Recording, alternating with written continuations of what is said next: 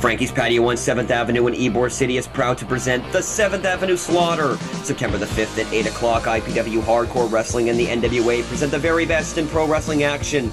Already signed, Scoot Andrews versus AJ Styles, The Heavenly Bodies and Iceman Q versus Mike Sullivan and the Southern Posse, Havoc versus Chaos, plus much, much more.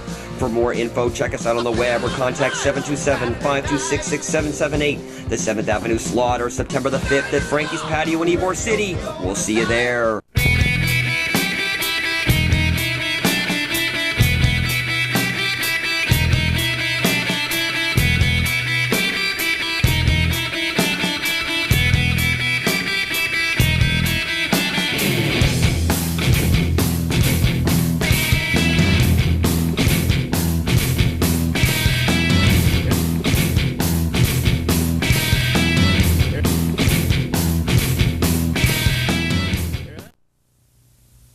Welcome, wrestling fans, to another exciting edition of IPW Hardcore Wrestling's Weekly Recap.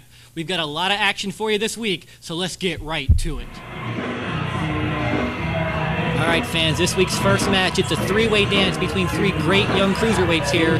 It's former partners colliding in the Bug, Kamikaze Kid, and Special Ed. And with me again this week to join me on commentary is Sir Ronald J. Nemi IV. How you doing, Ron? Incredible. You know, it's matches like this, Aaron, that gets me excited about the future of IPW Hardcore. You look at these three young competitors, and it reminds me of a few years ago in IPW Hardcore when some of the great cruiserweights of today, like Jet Jaguar, Jeremy Lopez, Jamie Howard, known as Jamie Noble now in the WWF, WCW, and Tony Mamaluke were working their way up the ranks in IPW. These are three guys you got to look out for. That's true. IPW definitely known for sending out great cruiserweights into the world of wrestling. And there you see Bug was trying to apologize, and that didn't go over too well with his two former tag team partners. You know something, this Kamikaze... A nice double drop kick to the gut. Aaron, don't ever cut me off when I'm doing my amazing play-by-play. Now, Kamikaze Kid is one of those competitors that everybody seems to take lightly. He has really added a lot of offense to his arsenal. He was somebody that every once in a while, he would take a beating like a ragdoll for about 5 minutes and pull a win out of nowhere. I've seen a lot of aggressiveness in this young man now. I don't know if the fans are into it, if they like it or not, but truthfully, this kid, he's got something going for him. And you see right there, nice reversal by Kamikaze Kid, taking it right to Special Ed. Well, I'm not quite sure, why do they call this guy Special Ed? Well, according to Corky's mom, Special Ed is one of the best kids on the short bus every morning. He is actually very, very special. You're talking about short? Hey, every single time, Aaron, you got to go back to the short, the peewee, all the garbage that the fans in IPW are always chanting at the hardcore giant. You know, as a matter of fact, that I stand 6'2", 220 pounds. Oh, he missed with a baseball slide right there. The offense on all three of these guys have really been stepped up a lot. Beautiful chop right there by Bug. Bug has actually been around for a few years, but is pretty new to IPW Hardcore, and he's making quite an impact here. Yeah, Bug, definitely the veteran of the group. You see, he was trying to stop the infighting, not sure if he was legitimate or just trying to get an advantage, but he was the leader of these guys when they were in six-man tag matches, and miscommunication seemed to always have them end up on the losing end of the stick, and they're taking out their aggressions on each other right now. Beautiful lariat by Bug. Almost takes off the head of Special Ed and up to the top. He's going up top. Oh, man, just almost decapitates him on the top rope there. That's what you're talking about with Kamikaze Kid. He used to be this nice little kid, just wanted to go in and wrestle, but he's learning that to survive in wrestling, and especially in IPW, you got to be a little insane and just a little bit dirty. You got to do what you got to do to get a win. Look at God, watch this. Oh, my God, huge plancha. Beautiful. Looks like it knocked both men down and a couple security guys to boot there, Ron. I'm not sure there's a safe seat in the house at the Florida WrestlePlex. When you buy a ticket to come to the WrestlePlex, you actually sometimes find yourself becoming part of the match. That's true. I've been out there at times during the shows, Ron, and you have to get out of the way. These guys don't stop just because you're sitting there. Beautiful spinning DDT by Kamikaze Kid. This might... Now, you know, see, this is where the inexperience comes into play. He hits him with this beautiful spinning DDT, and then he goes to hook the leg as the guy's actually entangled in the ropes. Pull him to the center of the ring, then hook the leg. Yeah, I heard that's how they teach him to wrestle there in Hoodsville, California, wherever the heck that's supposed to be. Beautiful. Oh, my goodness. Woodsville, California. Where is that? Are you going up here? I think it's right next to Parts Unknown. Come on, That's February. where it comes from. Beautiful leg drop off the top rope by Special Ed. I think he's got Kamikaze. There's the 3 Beautiful, count. Beautiful. Special Ed is one of those kids, so like I said earlier, keep your eyes on the talent of this boy. He's coming up. He's coming after Jaguar, Rod Steele. All the competitors IPW, look out for Special Ed. All right, your winner of the 3-way dance, once again, Special Ed. And ladies and gentlemen, we'll be right back. IPW Hardcore Recap is brought to you by Best Insurance of Tampa Bay. Best Insurance can handle all of your insurance needs. Best Insurance offers automotive, homeowners, fire and flood insurance, plus much, much more, including special events insurance, property, daycare, and workman's comp. Best Insurance is located catty-corner from the Britton Plaza in Tampa at 3704 Euclid Avenue. Give them a call today at 813-831-8111. It's Best Insurance for all your insurance needs.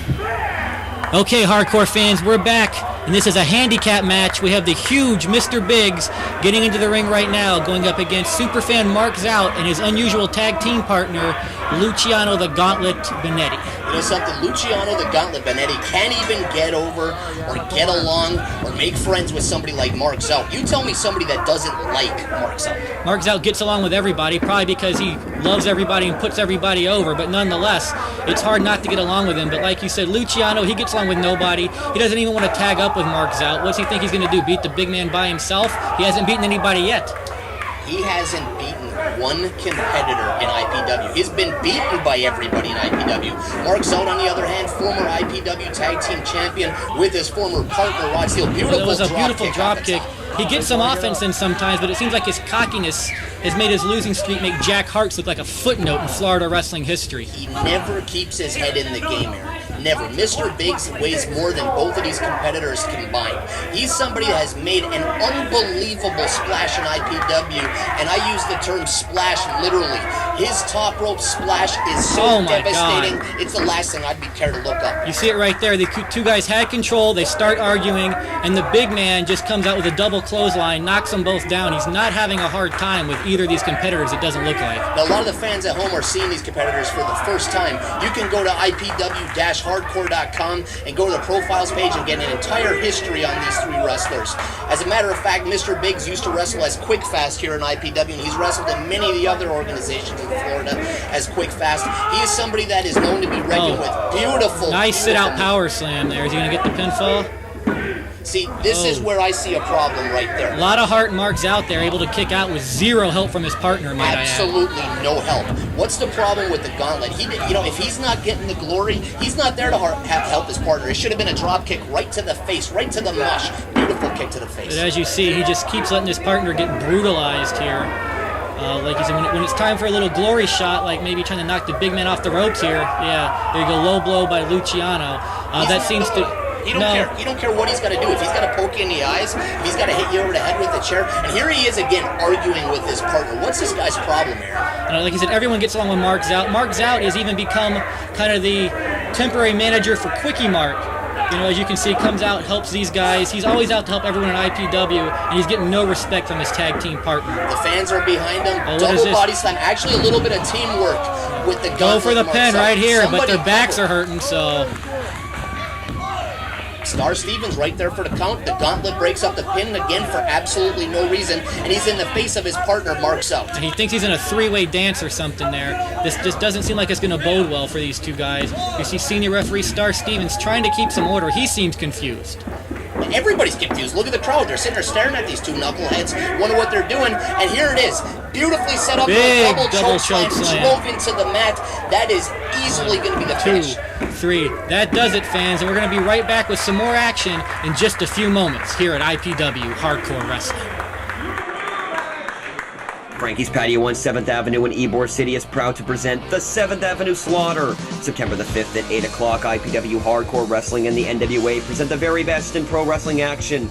Already signed, Scoot Andrews versus AJ Styles, The Heavenly Bodies and Iceman Q versus Mike Sullivan and the Southern Posse, Havoc versus Chaos, plus much, much more. For more info, check us out on the web or contact 727-526-6778. The 7th Avenue Slaughter, September the 5th at Frankie's Patio in Ybor City. We'll see you there.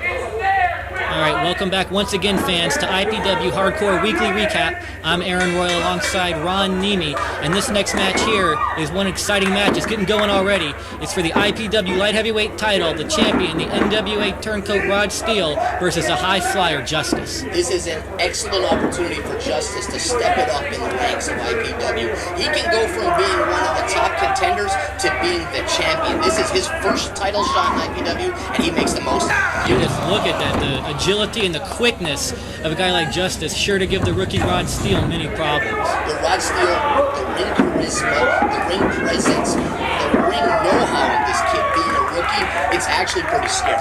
Yeah, it is. I remember when he first came in, being trained at the WrestlePlex for IPW, and you could tell he was athletic, but he was nowhere near the shape and nowhere near the mentality that he's in right now. This guy, in a very, very, very short period of time, has become one of the top cruiserweights in the whole state of Florida. I'm not a fan of Rod Steele for what he's done in IPW, but the truth is, he is a product of the WrestlePlex, and you can call the WrestlePlex at 526, 67, 78 if you've got the heart and the guts to come to the IPW WrestlePlex. Oh, nice DDT there by Justice. Just dropped him right in his head. 1, 2.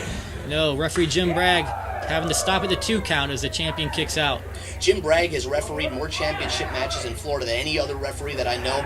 This is old hat to him. It doesn't matter who he's in the ring with. He can keep up with these youngsters. Yes, he can, definitely. We have great, great referees here in IPW Hardcore Wrestling, along with Jim Bragg. But we'll see it. Oh, he misses his moonsault there. Didn't have his guy quite as down as he thought. That's a rookie mistake there. And he gets a nice kick to the side of the head for his troubles. Rod Steele isn't the type that you usually see going to the top rope, but like I said before, this kid is unbelievable as far as the know-how as what he possesses in the ring for the short time he's been in the business. He pulls a moonsault out of his back pocket like it's absolutely nothing. He's signaling for the 3 here. This is one of his signature moves. He goes to the bottom rope. Second rope moonsault, and here he goes. You know he's going to the top now. Has he softened him up enough? Yes, he hits it right on. Go for the 3. 1, 2. Oh, but Rod gets his foot on the ropes, and for a rookie, that's some pretty good presence of mind there in the ring. 3 perfectly executed moonsaults by Justice, and Rod Steele beautiful. Throws him right over the top rope. That's not a disqualification in IPW. No, it's not. Just like you said, you have to be careful. That Justice almost went right through the fans in the front row there. When you're in an IPW show, you're close to the action, and sometimes you just got to get out of the way. You see a beautiful springboard dropkick right there by Justice from the middle ropes. He will come at you from the kid will jump off the roof on top if he's got to. His body means absolutely nothing to him. It's that gold. It's the IPW light heavyweight title that Justice is chasing. He certainly has all the athletic talent in the world, but can he put it all together in one big match and come up the champion? The popularity of Justice and the fans being behind him and the utter hatred that they possess for Rod Steele. Beautiful spinning face buster by Rod Steele. Almost what you call a reverse flapjack there on the challenger. Unbelievable. Absolutely unbelievable. This is what IPW is all about. Doorbuster. Arn Anderson would be proud seeing this young man pulling out one of his signature moves. Yeah, as you see here in IPW, these guys go for the high spots, but they've also got their basic wrestling knowledge being trained at the WrestlePlex. They've got the psychology down being trained at the WrestlePlex. He knows what to do to put his opponent away. It doesn't matter if it's chain wrestling. It doesn't matter if it's lucha style, Japanese, or hardcore. Beautiful, beautiful face buster by Rod Steele. He's got about 16 variations of the face buster, if I'm not mistaken. He has, just like many guys what you would call masters of the suplex, he's a master of those types of moves. Oh, and you say, that looked like he was going to go for a Hurricane Rana, but something happened there, and both guys looked to be a little bit hurt. We're lucky that we didn't end up with 2 broken necks right in the middle of the ring, but you know something?